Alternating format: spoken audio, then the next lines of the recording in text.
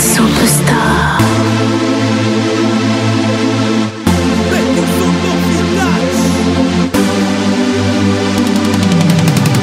Toda vez que eu caio, levanto, porque nasci para ser um vencedor.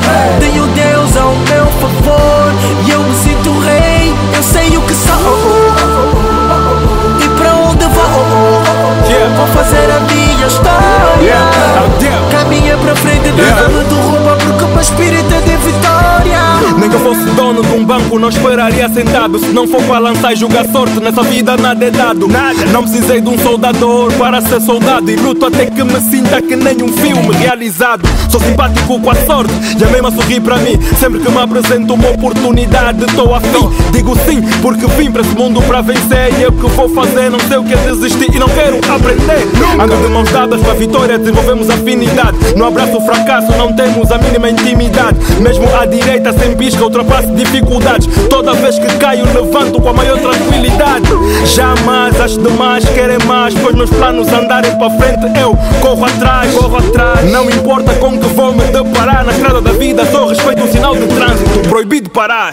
Toda vez que eu caio, levanto, porque nasci para ser um vencedor. Tenho Deus ao meu favor e eu me sinto rei. Eu sei o que sou e para onde vou. Vou fazer a minha história.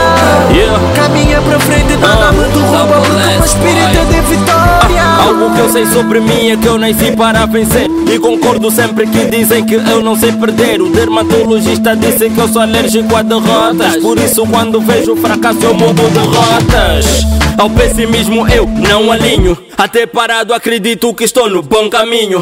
Porque persistir é a minha tática e desistir é uma teoria que eu não ponho em prática.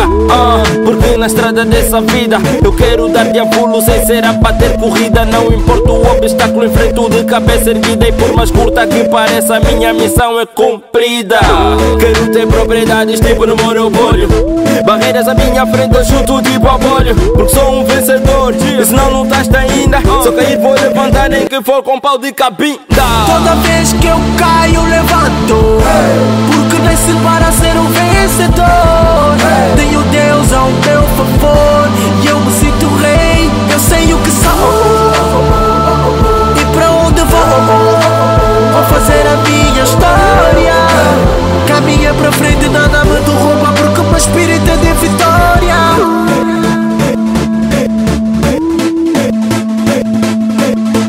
Dermatologista disse que eu sou alérgico a derrotas, por isso quando vejo fracasso eu mudo derrotas. Nem que eu fosse dono de um banco, não esperaria sentado. Se não for para lançar e jogar sorte, nessa vida nada é dado.